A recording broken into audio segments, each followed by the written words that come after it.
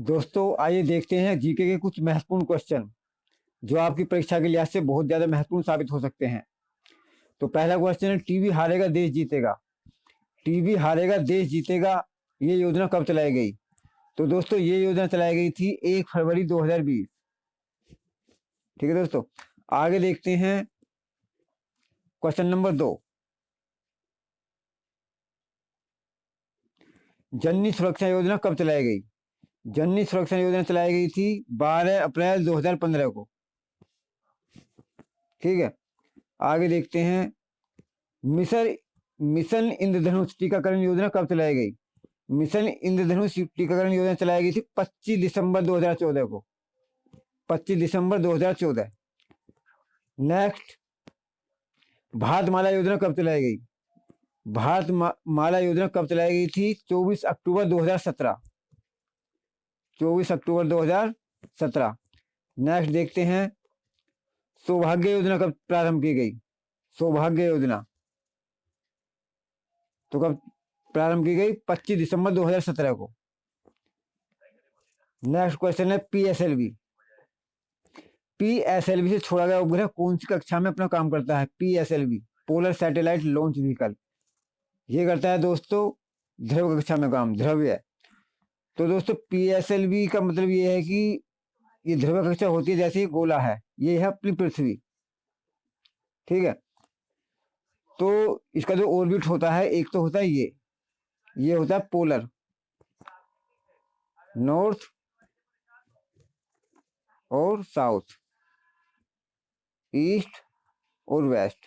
ठीक है, जो पीएसएलवी से छोड़ा गया पीएसएलवी से छोड़ा गया जो सैटेलाइट होता है वो होता है इस पोलर साइड में, इस साइड में, इस ऑर्बिट में चक्कर लगाता है। ठीक है, ध्रुव कक्षा इसे बोलते हैं, ध्रुव कक्षा, और इसे बोलते हैं विषुवतीय कक्षा। ठीक है, तो आगे देखते हैं जीएसएलवी। जीएसएलवी से छोड़ा गया उपग्रह कहाँ काम करता है अपना? ये होता है ध्रुव कक्षा में, आई मीन विषुवतीय कक्षा में, विषुवतीय कक्षा में। ठीक है,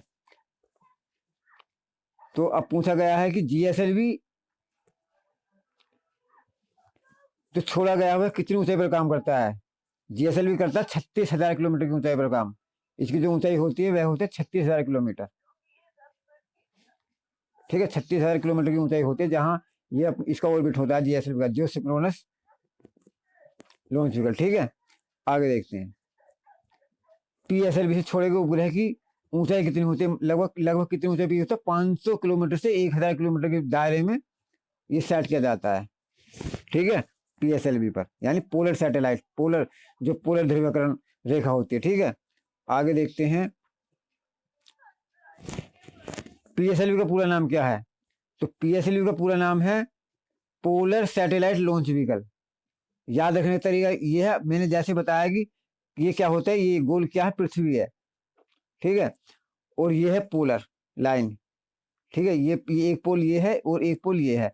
तो पोलर सैटेलाइट उपग्रह हो गया, लॉन्च ये व्हीकल, ये क्या वाहन है, यानी सैटेलाइट को लॉन्च करने वाला व्हीकल है। कौन सी सैटेलाइट को लॉन्च करने व्हीकल है? जो पोलर पर जो ध्रुवीय कक्षा में सेट किया जाएगा, जो सैटेलाइट ध्रुवीय कक्षा में सेट किया जाएगा, ये वह व्हीकल है। ठीक है, इसे याद रखो, पोलर सैटेलाइट लॉन्च व्हीकल।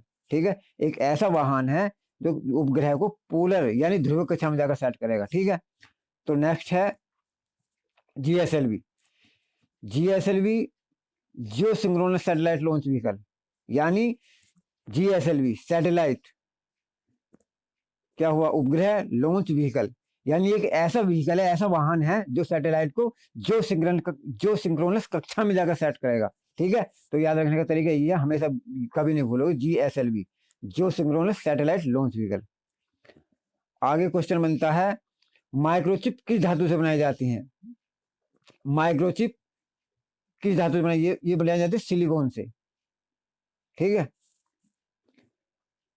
आगे क्वेश्चन बनता है स्मॉल फॉक्स या चेचक, स्मॉल फॉक्स या चेचक का टीका की खोज किसने की थी? ये की थी एडवर्ड जेनर, एडवर्ड जेनर। आगे क्वेश्चन बनता है रेडियम की खोज किसने की? रेडियम की खोज की थी मैडम क्यूरी ने। ठीक है दोस्तों, और यहाँ एक क्वेश्चन और बनता है मैडम क्यूरी और उनके हस्बैंड को एक साथ क्या मिला, नोबेल अवार्ड से सम्मानित किए गए हैं। ये जी के क्वेश्चन बनता है, ठीक है। आगे देखते हैं question number next. Micro processor की खोज किसने की?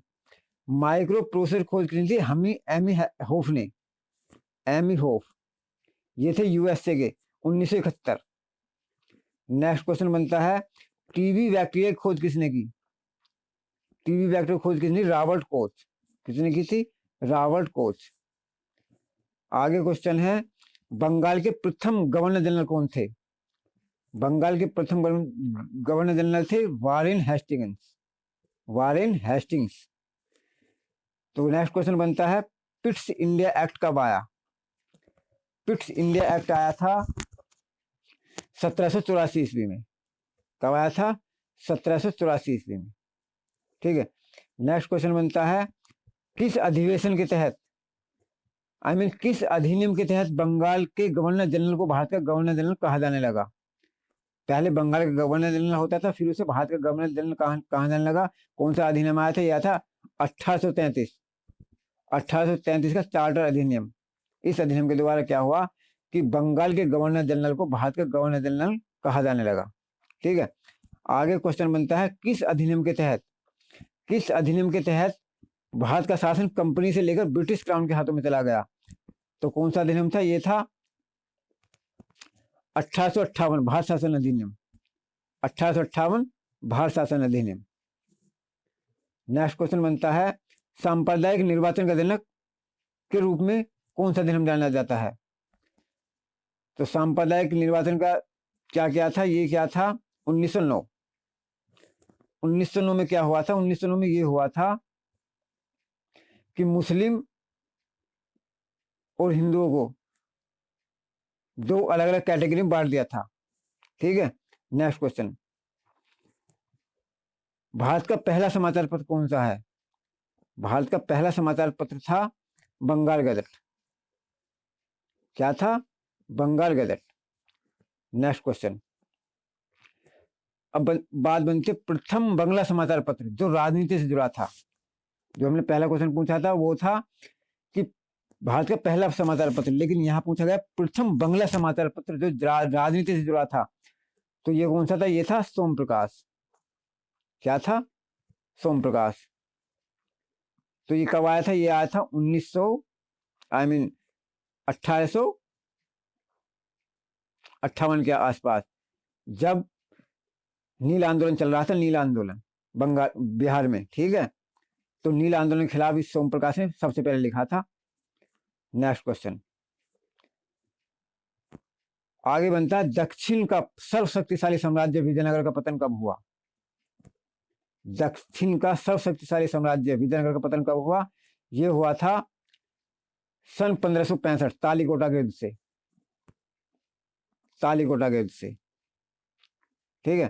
तो नेक्स्ट क्वेश्चन बनता है फ्रांसीसी पराजय, फ्रांसीसी की पराजय किस युद्ध से हुई थी? फ्रांसीसी पराजय हुई थी वांडीवास का युद्ध।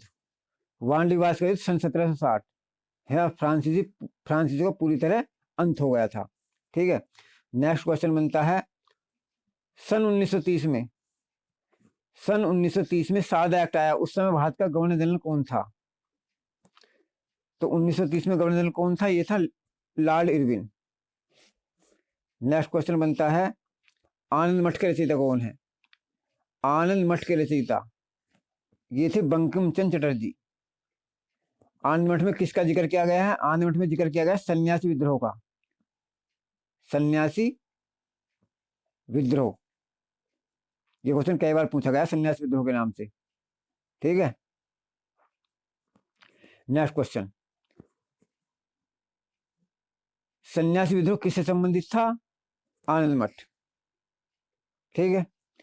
नेक्स्ट क्वेश्चन बनता है 10 कुमार चरित्र के रचयिता कौन है? 10 कुमार चरित्र के रचयिता कौन थे? ये थे डांडी। कौन थे? डांडी।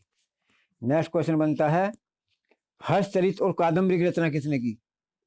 हर्षचरित और कादम्बरी की रचना किसने की थी? ये थी बाणभट्ट ने। नेक्स्ट क्वेश्चन बनता है सेतुबंध की रचना किसने की? सेतुबंध की रचना की थी राजा प्रवरसेन ने। आगे है रजत तरंगिणी की रचना किसने की? रजत तरंगिणी की रचना किसने की थी? कल्हण। और रजत तरंगिणी के अंदर क्या लिखा हुआ है? कश्मीर के बारे में लिखा हुआ। किसके बारे में लिखा हुआ? कश्मीर के बारे में। ठीक है, कश्मीर। Next question. तो दोस्तों क्वेश्चन यहीं समाप्त होते हैं। यदि वीडियो अच्छी लगी हो तो लाइक जरूर करना और चैनल को सब्सक्राइब जरूर करना। ठीक है दोस्तों।